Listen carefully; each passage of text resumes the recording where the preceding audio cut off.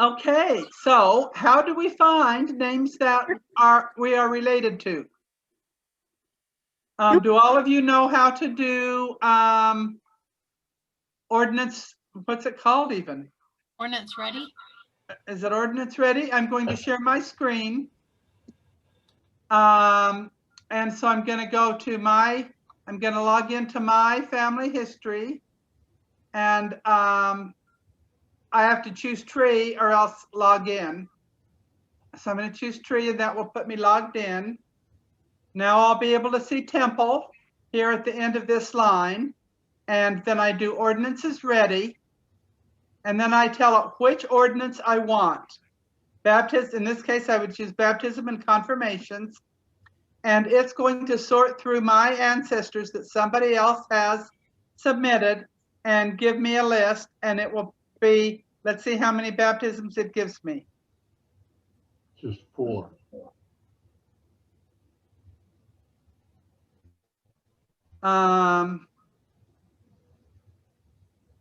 Okay, 4. And you have to confirm one. Well, if I Or do, I it's a want to new one. reprint these cards. It's asking me. So that is how you find a name if you don't already have one. Of course, we hope that in our classes we learn ideas on how to find more. So I don't want Facebook at all.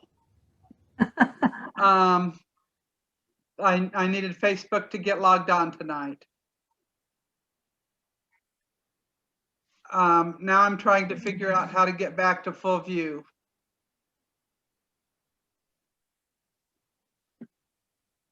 I still get stymied by Zoom some days.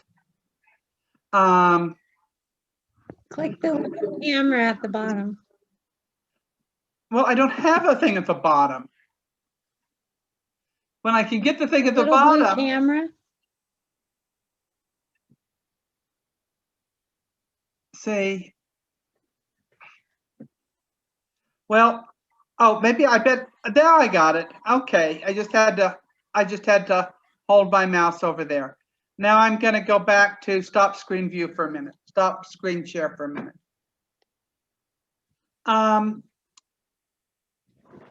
One of the things about me and researching online, you know, the older you are, the more learning you have to do. The young kids just seem to have done enough things online that they just understand things. I need things user-friendly. So I'm not trying to insult anybody by talking about things very, very basic, but I'm just in that generation. So I hope that my explaining steps that you maybe already know won't be, you know, that you'll just put up with me. So as I have done family search or preparing names for temple work through the years, I have always been very loyal to the brand. By that, I mean, if the church said, we've got PATH as a program to use, then I used PATH. And I could have bought a different program, but I didn't. I used PATH. When New Family Search came out, I was very pleased to have that as a way to submit temple works, and I used it. Now that we have Family Search, I use Family Search. I have been very slow to use Ancestry or MyHeritage or other programs, and that slowed me down. We are much better off if we can use all of the tools that are available to us instead of limiting ourselves to just one. So tonight I'm going to talk about how do we use Ancestry and Family Search together. And probably Diane, who uses these every day, would find it much easier for her to do, while I am still kind of in the learning stages of how to use the two together. But I have learned that I'm much more effective if I use them both. So now I'm going to go back to screen share. I wanted to see your faces when I wasn't showing you something. And I'm going to open up Family Search. And so this is what my screen looks like when I open up Family Search. Now, if I come over here to my name and I click on Settings, and I go to Permissions, it will show me which of the companies Family Search has a partnership with that I have decided to take advantage of. And so, to begin with, they are Find My Past, Ancestry, My Heritage. Those are the ones that I use the most. If I just wanted to have fun, I probably would go to the BYU department, their technology department that has a lot of games. But these are different partners of Family Search that I have subscribed to. Now, how do you do that? When you go to, and they keep changing these little gadgets and what they look like, to the help button. Oh my goodness. I'm sorry, they changed it enough, I'm having trouble. I'm going to the word Help Center under the help, which came under the question mark. When I do that, it gives me this screen. When I come down here to the two hands shaking hands, that's the partners. So I click on partners and click on partner access, and it's going to give me the list of partners to Family Search so that I can join them for free. Now, it's really great to have access to some of these things that we can join for free. So the ones that we use first and mostly are Ancestry, Find My Past, which is concentrated a lot in Europe, and My Heritage, which has very strong matching capabilities. So those are the three that we use the most. And if we are members of the church, we can join any of these that say join for free. We can join for free. So I have already joined Ancestry. Now, because I had joined Ancestry before it was free for church members, I had to go to the ancestry.com website and look up how to contact me by phone. And so I did that and I called them and they said, oh, we'll fix it, and they fixed it. But it is very nice that we have this free subscription. So now that we see how to have it, who has an Ancestry account? Does everybody that's here tonight have an Ancestry account? Okay, Tammy, do you? I think you're nodding your head. Okay. Yes. So that's very good that we have those. Now, how we get to partners? Okay, go to this question mark up on this line on Family Search, the line that starts with the tree and the green word Family Search. And clear over on the right-hand side, there's a question mark. Okay. And so click on the question mark, and it's going to bring up a help window. And near the bottom of the help window is the word Help Center. And so that's what you're going to click on, is the Help Center. Okay. Then it's going to show you all these different ways you might need help. And we're going to choose the one that's called Partners. And it has two hands shaking hands. Okay. So when we click on Partners, then we get Partner Access. We click on Partner Access, then we get it. Then we just have to go down a bit until we get to this place. Okay. Okay, now that I've got that all set up, if I go to Ancestry and I have an Ancestry icon on this bar here that's called my bookmarks bar. So instead of having to type in Ancestry.com, I just click here on this one that has the Ancestry sign. And I'm already logged on today. I leave myself logged on nearly all the time.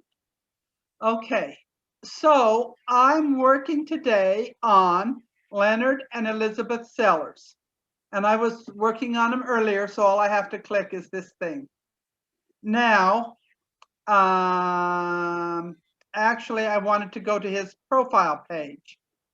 So to do that, I'm going to go back to my trees. And I'm going to click on Nancy for Ancestry. That's the name of this tree. So it doesn't have all of my stuff on it, but it has the stuff that I wanted to use when I set up Ancestry. So I click on that and it's going to show me my pedigree chart as I have it in Ancestry. And I can choose to look at it this way, or I can look at it this way. And this way is more complex for me because through the years, I've been used to using this. So I'm going to use this. So I'm going to, and I'm going to scoot it over so you can see more of my tree.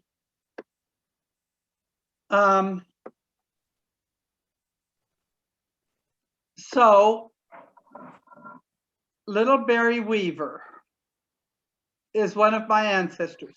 So I'm going to click on him and I'm going to choose profile. And when I choose profile, that's about the same as if I was on Family Search and choosing person. So this is his profile page. On Family Search, we would call it his person page. So this is about Little Barry Weaver. Interestingly, when I looked at the court records on microfilm for the county that he is from, there were a lot of people whose name was Little Barry. We always wondered why somebody's official name would be Little Barry. And my mother theorized that it was because he weighed near 300 pounds, but it's because it was a frequent name for his community. Who would have ever thought that that would be a frequent name anywhere? But so I can look, I can go down and I can look at different things about his page. Here I'm looking at facts. If I was in Family Search, I would be looking under details. But this is going to give me a timeline of the things that have happened to him. It is going to give me a list of sources that I have on him in my file. Now, I don't have very many sources for him. The only one I have is my tree. And let's see, how can I show you this and get kind of this out of the way for a minute? It shows his parents and his children. And then the timeline. And so I probably want to compare this to the same person on Family Tree, on Family Search. So if I click on this of my icon buttons, I'm going to get Family Search. And I can do Family Tree. And then after I do that, I can choose the word recent. And probably I already have been looking at him lately. Not quite as lately as I thought. That's probably because I was looking today mostly at his father. But so I can find him on my chart. Little Barry Weaver. Okay, so there's his person, his index card. So now I can choose his person page. And so here I have information about Little Barry Weaver. Now, if I go to details, I can compare the details I know about Little Barry on Family Search and Ancestry. And up here at the top are the tabs. So right now he's in Family Search. If I click on the Family Search tab, I see him in Family Search. If I click on Ancestry, and here I'm looking at his father, not him, I see what's there for in Ancestry. But so I can click back and forth between the two. Now this is kind of interesting. On Ancestry, I had one source, and on Family Search, I have 28. So if I'm going to be comparing him, I'm going to want to keep a notebook handy where I can make notes about the sources. Some of them I'll be able to just remember. So in this case, I'll be able to remember all of his sources since there's just one. But in Family Search, I have quite a few. Now, let's go back to Ancestry, and I want to go back to where I'm looking at his father. I want to go to Little Barry. So I'm going to go back to trees and back to Ancestry, and I'm going to be looking at it again. Now, I think that I've pretty well done this, so I'm not going to be able to show you as many examples. But if I go to the last person that I have on here, so for example, here I have Leonard Sellers as the last person that I have on my Ancestry tree. And you can see it's not black. And so it says I need to add a father or a mother. Oh dear, I should have practiced some of these things more recently. Okay, so I'm gonna go back to Little Barry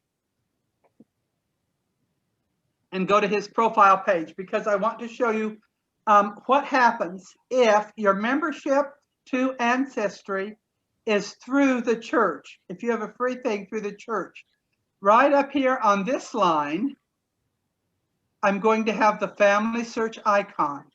And that is going to tell me that Little Barry Weaver is also in Family Search. And so he is going to be somebody that I'm going to be able to find in both places. Can I ask a question? Yes, and hopefully I'll know the answer. I always intend to review more than sometimes gets happening, especially when my grandkids come to visit. So John, what's your question? Okay, does Ancestry have any place where it shows the ordinance work that's being done or has been done? No, and temple work is not on Ancestry. Okay, so one of the disadvantages. Yeah.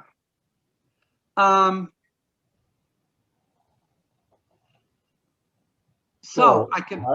How do you get the temple work done then if you're working only on Ancestry? You don't. You go to Family Search.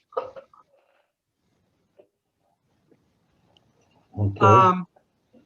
Now, why do people recommend Ancestry as being the best? Because it's easier to search. But then when you can submit names through Ancestry. It's just that you have to have it connected. I believe there's a way that you can submit names through Ancestry. Well, Diane, would you give us details on that later in the class? Yeah. Okay. I told you that I was behind because for so many years I would just use Family Search. Now we need to talk a little bit about populating your Ancestry tree. There are two main ways, and I kind of got started on that a minute ago, of getting your information, three main ways, I guess, of getting your information into Ancestry. One is if you use a database that's not collected to Family Search, that's a standalone database. And a lot of us have these because in the old-fashioned days, we used PATH or one of the other programs. Nowadays, the ones that are used the most are Ancestral Quest and Roots Magic and Legacy and others. But if you have one of those programs that you have your genealogy research in, then you can go to the export system for that database and make a GEDCOM file and import the GEDCOM file. And that is how I did my file, Nancy, for Ancestry. Now, I kind of had to work on that because in Ancestry, I wanted all of my family mixed together. And in my database on my Ancestry, Path sort of turned into Ancestral Quest if you told it to. So in my Ancestral Quest file, I have one file for my Everett family, and one file for my Michael family, and one file for my Wilden family. And so I had each of those separate files, and I liked them separate. The reason I liked them separate is in my Michael file, I had 8,000 people, and that was all I wanted to deal with in one file. That was the main reason why. Also, my research has centered on my Michael family because I have lots of, on my LDS line, I have lots of LDS relatives. I kind of have said they can be in charge of the Wilden line and take care of my LDS ancestors. No, I don't have, or didn't have at that time at least, relatives that were on the Michael line, and so it was kind of my responsibility to do the Michael line. So that's why I wanted a separate file for the things that I did on the Michael line. But when it was time to put it in an Ancestry, I didn't want to have 4 different files. I wanted them all together. So I had to figure out how to put them all together in Ancestral Quest first.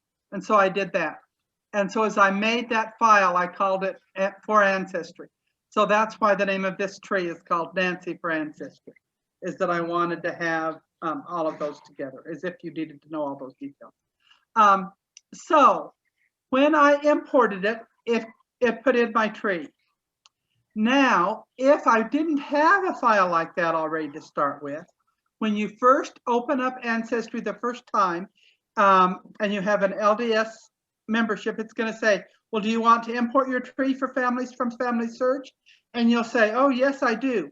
And it will let you do 4 generations. And most of us have more than 4 generations on at least part of our lines. I spent the afternoon today cramming as many glasses as I could into my cupboard because I got some new glassware. So one of my glasses just fell down out of the cupboard and broke. If you heard that and wondered what it was. So if after you do your 4 generations in your tree, so now I'm going to go back to my tree. And if in that 4 generations, if this is the last one that I've got, and it says here, expand the tree for Charles Orrin Everett. Well, I've already done that. So I can keep doing it, but at some point in time, I'm going to get to the very end. And when I get to the very end, then maybe Family Search has more information than that. And so it will, if Family Search does, it will tell me then that I can get 4 more generations. So person by person, you can add 4 generations at a time from Family Search. And that takes a while, but that probably takes less time than importing everything into a standalone database if you don't already have one. The third way to do it is to just start with yourself and add everything in from scratch. And if you haven't been doing family history for very long, or you're working on a line that doesn't have very much information, you maybe would like to do that from scratch. But most of us have enough on our Family Search tree that we want to use one of the other 2 methods. Okay, now, how many questions and how much confusion have I given you with all of that explanation? Any comments? Okay. So now we will go back to, because it was the one I was using, back to Little Barry Weaver.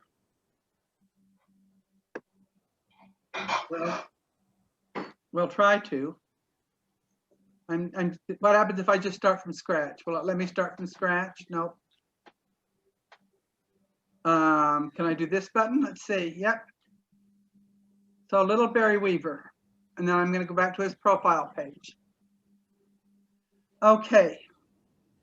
Now, I'm going to want to start comparing what Ancestry knows about Littleberry Weaver with what I know for my own information and on Family Search information. So if I do Life Story, I get what a computer has written up by taking the information, and the computer knows how to say the name, he was born, and where, and who his parents are, and it's able to write the life story. And that's what it did. Facts is like details in Family Search. Gallery is going to be like memories in Family Search. And then hints. Hints are our blue icons in Family Search. Now, so as I am looking under facts for Littleberry Weaver so that I can see about him, it is going to, instead of having to go to the bottom of the page, I'm going to go to the side to see who his parents are, who his wife is, and who his children are. And I'm going to want to compare that with what I know at Family Search and make sure that the information is the same and see if there's anything in Family Search that's not in Ancestry or in Ancestry that's not in Family Search. And the difference, of course, is that Ancestry has my tree. I am the only one that can change my tree. So whatever I put in my tree in Ancestry is what's in my tree in Ancestry. What I put in Family Search is a shared tree. So when I look at Family Search, I'm going to see what everybody else tells me that they know about Littleberry Weaver. And we've talked before about how each of those has its own strength. One of the first things, now we're going to talk about comparing the information and learning more about what's in the two different systems. Can This I says, ask you a question before? yes, John, and I hope I know the answer. Oh, well, so you get a hint. How do you get from the hint into the original record in Ancestry? I have trouble doing that when I find some search, but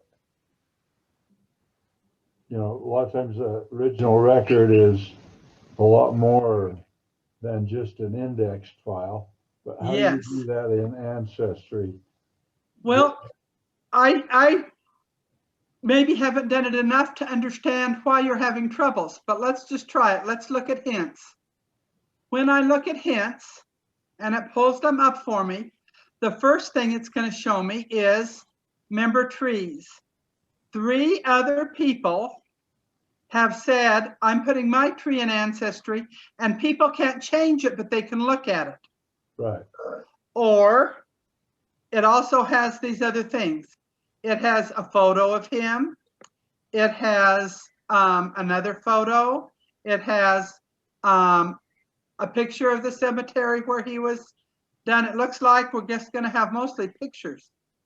I'm going to have to go down a while before I find a source called Marriage Records and a source called a Millennium File and some other records that it found as hints. Now, what are hints? And here's Find a Grave. Hints are when the computer says, according to our algorithms, this person appears to be the same. And here they are in a record that lists them. So very often, but not always, these hints are things that we don't know about our ancestry or maybe don't know that the computer has found because somebody indexed the record. It can't read it unless it's indexed by somebody. They're trying to make computers able to index it, but mostly it's people. So I'm going to start by looking at Ancestry member trees. I want to see if somebody knows more about Littleberry Weaver and has put it on their trees than what I know. So I'm going to do review. And we're going to get to the rest of the hints in a minute, John. So here it says that one of the people has named that has put in Littleberry Weaver in their tree. His name is T-Lund 73. And under Little Barry Weaver, he has 9 sources and 7 records. Well, and I've got 1 source in family in Ancestry. So that guy has done more research, it looks like, than I have, except that mine's in Ancestry. And then this is the information it tells me. It tells me his father, and I did know that, and his mother, and who their children are. So that is Nancy, that. the children don't match up, do they? Well, let's look more closely. Okay, I see Charles and Catherine. I guess I was looking over here where it was saying spouses, but anyway. So do we need to come up a little bit higher? They're not matching exactly, at least not in order. Mary Jane is not listed in this other information, nor George, nor Margaret, nor Samuel. James Houston is. Eliza is. Charles is, Catherine is. Jesse's not. So I do need to sort to check those out, don't I? And so in order to check those out, I am going to need to go to click on Little Barry's name, and it will take me into the Griffin Paris family tree so I can check more closely. So that is part of the research that I'm going to need to do, and it's going to take some time. I wonder if because the children in the one family are so much younger, maybe it might be her first marriage or something like that. I don't know, and it's going to take me some looking, and those are possibilities, aren't they? Mm-hmm. And I'm also going to want to check, this is my file that I submitted for Ancestry. That's not Family Search. So it's possible that somebody else has done work in Family Search that I haven't done. And I'm going to want to read my history of Little Barry Weaver that my sister just found in an old family journal and posted on Family Search, because it's a very well-researched story. That's my own personal knowledge that's there, and it's something I'm going to have to check. So doing research takes a little bit of checking and researching, doesn't it? So that's the Griffin family tree. Then I can go to the Reynolds tree. The Reynolds tree, he has 6 sources and 5 records. By the way, I recognize this picture, and I would not be surprised at all if somehow or another it didn't come from my mother. Again, they have a very large selection of children listed. And this last one doesn't have quite as many children. It comes a little closer to my list. Starting with Mary Jane and George and Margaret and Mary Ann. But that gives me 3 things that other people have figured out about Little Barry. And so I'm going to want to check those. Now I'm going to go back to the hints, and I'm going to avoid the trees now and go on to the sources. These are the rest of the hints. Oh, when we found all those pictures, we're going to go past all of those pictures for the time being, and we're going to come down to Illinois County Marriage Records. And we're going to want to do a quick comparison. And in the quick comparison, it's going to tell us that in my record, it showed that my record, you don't see where I'm pointing. In my tree, I had this, and in this marriage record, it has this. Now, I'm guessing that this is a marriage record for Winifred Weaver in which she named her parents. But let's review it and see what I find. Okay. It says that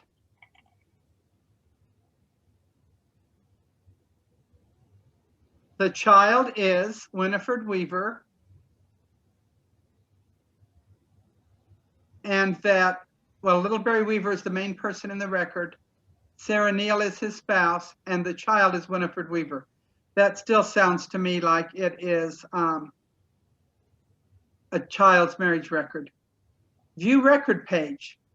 Let's see if the record page is going to show us the initial record. It is going to tell us that in this case, there is no image, but it's going to give us the possibility to determine, is this Barry Weaver the same person as in my tree? Would I like to look at it? Let's,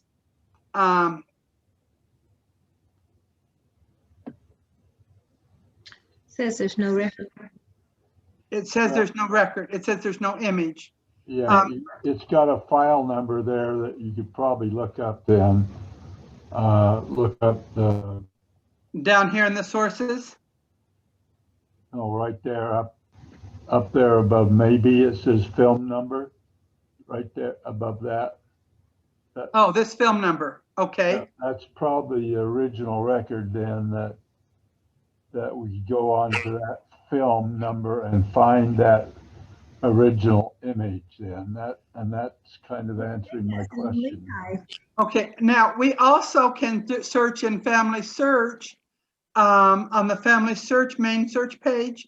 Down on the right hand side on the bottom, you can type in which record source you want. So you could go to Family Search and type in this set of words and see if Family Search also has this record. Well, that number, that film number is a Family Search number. Are you sure of that, or are you asking me? I'm almost positive. Well, I kind of was guessing that it might be, so I think you're probably right, John. Is he right, Diane? Yeah, That would be my guess. I'm looking at the source information down below, and it says original data is marriage records, Illinois marriages, various Illinois county collections. So, and then there's a description. Usually it will refer to Family Search here, but you know, you can go check it on Family Search and see if that number pops up, you know, do just a number search. And if it doesn't, it could be from a different collection of some kind, but that would be my guess. I would go check, just type in that number, you know, in the catalog. So that is a way to make Family Search and Ancestry work together. And that's, okay. you know, that's what I'm go, trying to say. I'll look it up for right now and see. Okay. And then tell us. So let's say that this person maybe matches because we haven't taken time to completely. What was the number? I'm sorry, I didn't write it down. Can you go back for just a second? Oh. I should have written it down. 988-100. Okay. Sorry. Yep, it's there. Marriage records for Platte County, Illinois. Was it Platte County? It doesn't even say, does it? Yes. Nancy, click on Winfield Weaver. This is a marriage for Winfield, not for Barry.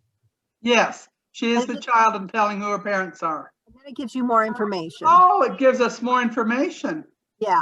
Okay, it's going to tell us when Winfred gets married. He's a male, 24 years old.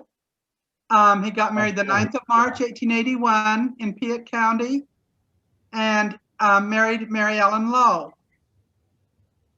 Okay, so that's going to tell us something else we're going to want to write down to make sure we check, to make sure that in Family Search, Mary Ellen Lowe is listed.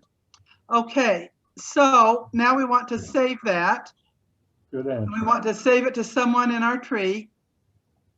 We're going to click that, and it's going to ask us for the name of the tree. We're going to put in Little Barry. And it's going to pull up a list of possible names, and I'll choose Little Barry. And now I attach it to his record. And now that information will be the second source that I have on Little Barry Weaver in my list. Okay, cool. Now, going back to Little Barry's page, we will now have two sources. Well, we should have had two sources. Maybe we have to refresh it first. I also wanted to point out, though, as we were checking on those hints, we had, when we got down to these hints, and we were going to look at this hint, and we were going to review it, and it gives us the name of this file. But at the bottom of this list,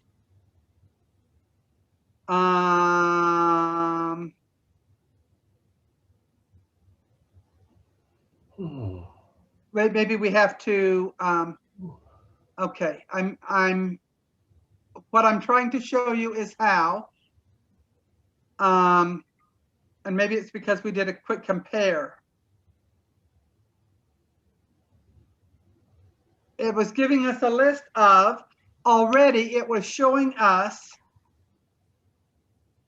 a list of other records that he's in. Okay, how do I find that easily?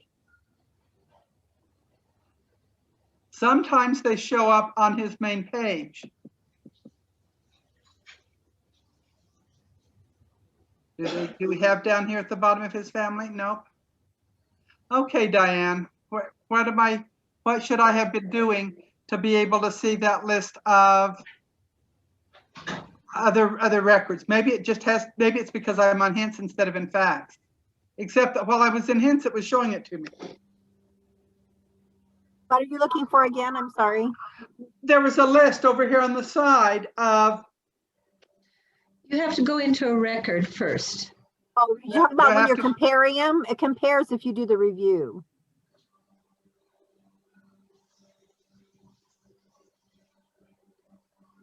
That isn't what I was looking for, but. Okay, step one is evaluate the record, and it's going to tell me what's new and different. And so that I can go through that and add it. This is National Archives census record. And it is. Decide at the bottom if you're going to save it to your tree or not. Did you save it to your tree?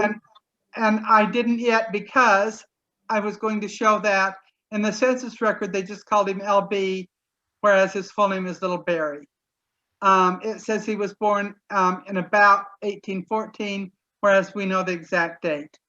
And we didn't have down that he was living in Monticello, Illinois in 1860, but the census record tells us that. So we would want to add that new information. So then we go to the bottom where it says, well, how do we get down there?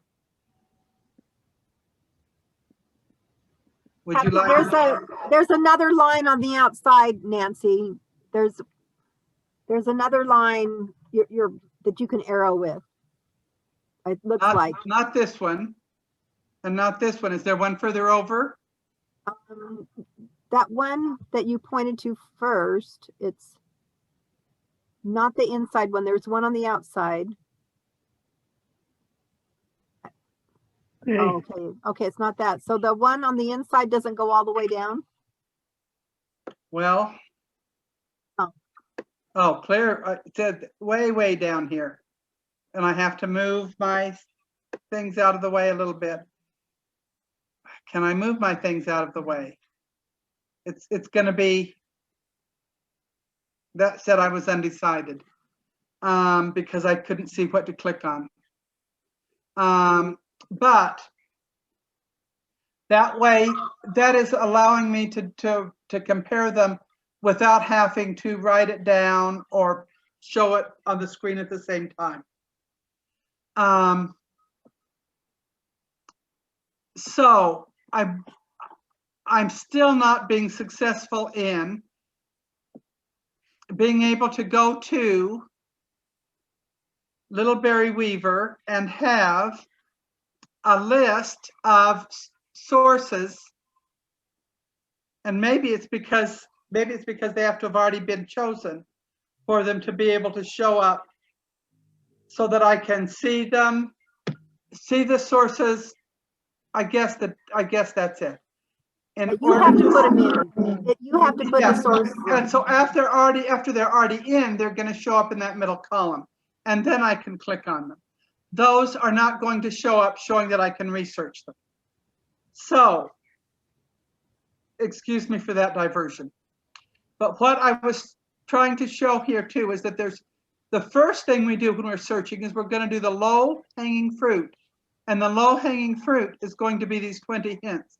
After we have done the 20 hints, then we're going to come up to the word search.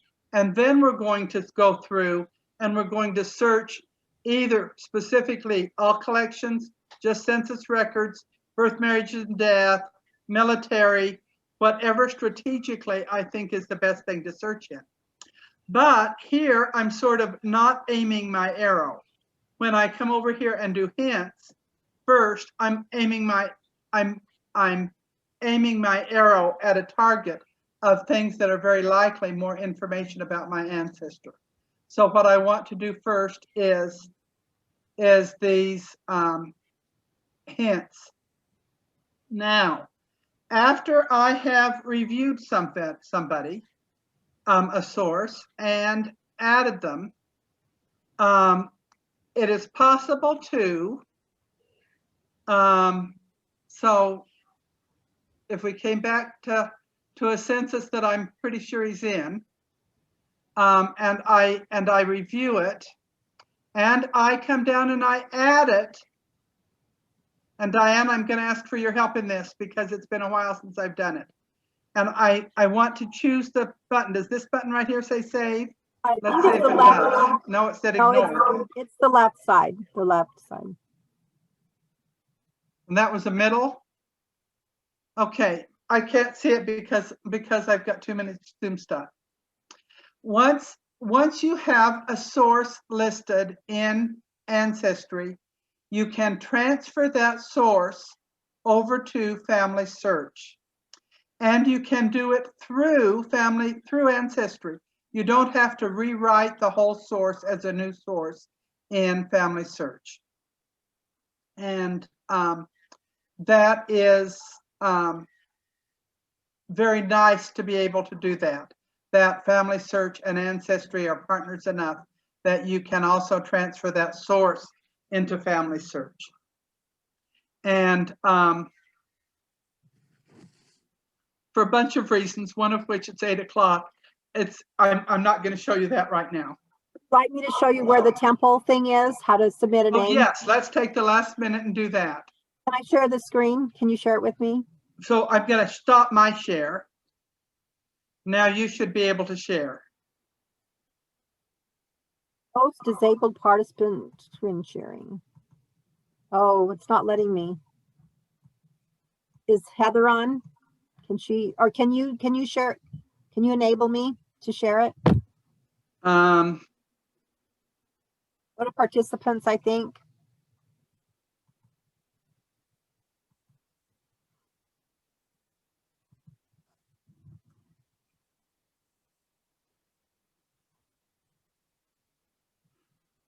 I don't see that I can assign it to you. I think there's a way, but I don't know what it is.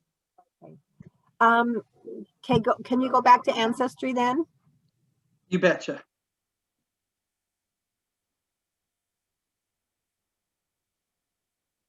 Have any ancestors in your tree that don't have temple work done yet? You probably not, right?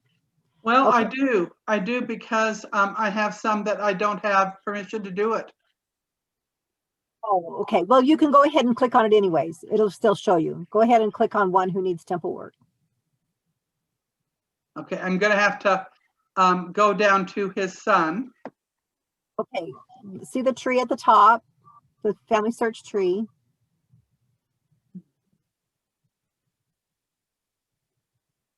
There's the Family Search tree. Right, click that. This isn't the right ancestor. Oh, you've got to sign in. It's okay. It'll probably still work.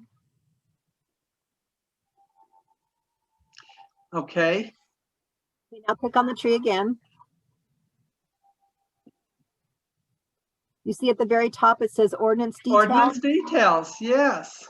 If it was not complete, it would say, would you like to submit it now? I did not know we could submit it right from Ancestry, and that's how to do it. So John's Okay. question, can I just make one comment about John's question about why Ancestry? Well, as far as trees are concerned, with Ancestry itself, like you said, the research, But with a tree, and I may have told the story before, but that's how that man in Germany found me. He found me because I had an ancestry tree. And then he gave me all the ancestors back to 1500 because he found me on Ancestry. It's just that a lot of these non-members who do a lot of research aren't on Family Search, but they're on Ancestry. So if you have a tree there, you may run into somebody, or someone will run into you who has information that you don't have. Okay. So that's one reason to have it on there. But basically, John, I work out of Family Search when I'm adding names. I keep my tree there because I want people to find me, but I work out of Family Search because it's a lot easier to submit names. I just do a lot of research on Ancestry, and the hints thing is so good. I like to go to a census to do the hints just because I can click on each child. Like if I have 10 children, it's really fast. You can click on each child if you're trying to find a mother's maiden name or something. And so that's just one thought. Sorry. I'm pleased to also see on this list, add relatives from Family Search. So we don't have to remember that process. If we could use this to help us. That's a very good connection there. I have two family stories I'd kind of like to share that have happened this week. One was humorous, sort of. The story was posted on Family Search about my uncle. And it was the story of my uncle written by his wife. And she tells about their relationship. And World War II was just starting, and he was in the Army, and they met while he had one military assignment. And then when he had to leave, he came back and visited her and asked her to marry him. And she didn't really think he was serious, so she didn't answer. So then he got another leave and he came back to visit and he asked her to marry him. And she wasn't sure he was serious, that he really wanted to marry her. And so she didn't answer. So a while later, she got a letter from him about a box. And in the box, the very first thing in the box was a one-way ticket to El Paso, Texas, with a note, please come down and marry me. The next thing in the package was a nightgown. The next thing in the package was a ring. So she decided she would get on the bus and go to El Paso and marry him. And as she got off of the bus, there was a $20 bill laying on the bus floor. And she picked it up and said, oh, somebody lost $20. Who lost $20? And nobody claimed it. So she kept it. And that $20, he had pretty well spread his finances to the limit, buying the things he bought and said in the package and renting an apartment. And they really didn't have enough money left for food and the other necessities for the rest of the month. And that $20 got them through the month until payday. And she felt like that was a gift from God to get them through that first month. Now, isn't that a delightful story? Isn't that wonderful to have on memories, so that as her niece, I could read that story, and so that other people can read that very human story about our uncle. The other story isn't as fun. I was finding clues about one of my Michael ancestors that I hadn't been able to follow very well before after he had moved out of Missouri. And finding him in another census, I had the deed in which he sold his land, but it didn't say where he moved to. And I couldn't find any records. And gradually I got this hint that Arkansas was the place, and I was able to confirm that by, she had the name of Sarepta, and Sarepta is not a very usual name. So I was able to follow it through the couple of sources that somebody else had attached to Family Search. But it was interesting. I kept getting notes up at the top that the oldest child was maybe born before the wedding. And I kind of ignored it because those kinds of things happen. But as I'm looking in the earliest census of when he moved to Arkansas with Sarepta, and Sarepta married John Ferry. And so in this census, living next door to them is John Ferry with a different wife and a baby with that name. So it becomes pretty obvious by looking through the additional records that opened up, because I followed those ideas that came. His wife died. He married the girl next door. And that's why the baby was older than, was born before the marriage, was because he was the child of the first wife and not the stepmother. So I was pleased to learn those new things this week by following through for, I was just going to kind of look for one little thing, and I ended up with spending about 2 hours following through and finding names for temple work in the process by following things through. So don't be afraid sometimes to look at things that aren't your exact plan for the day when you're doing research. Sometimes you are led to other things that need to be found and done. Anyone have any comments or questions before we have our closing prayer? I have a question. And who's asking? Jeannie, Okay, Does Jeannie. know if any of our family history centers or the one at BYU, any of them is the plan to open it again at this point? We are going to be discussing that tonight in our meeting, because I heard of a family history center. It's in another state, but they started opening by appointment. And so we're going to discuss that and then find out if we can have permission to be open certain hours by appointment. For right now, if you want to use our scanner, we can make arrangements for that, because I think all of us have had our shots. So anyways, if there's something specifically that you want to look at, let me know. And Okay, when I do, I will. I'll let you know. Thank you. And here's another idea, Jeannie. A sister stopped me today as I was leaving church and said, "Oh, I'm having such troubles with such and such, and I can't figure it out. When's the Family History Center going to open?" And I said to her, "Why don't we just do this by Zoom?" And as long as I can get enough lessons in Zoom about how to share screen so that she can share her screen or I can share my screen, and we can set it up to do that, then we'd be able to do that. And so, Jeannie, you just stay in touch with Diane, and one of us that work at the Family History Center will do a Zoom meeting with you. All right.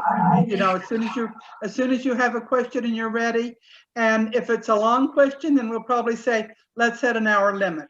But if it's a short question, it might not take that long. Okay. Thank you. That's very helpful.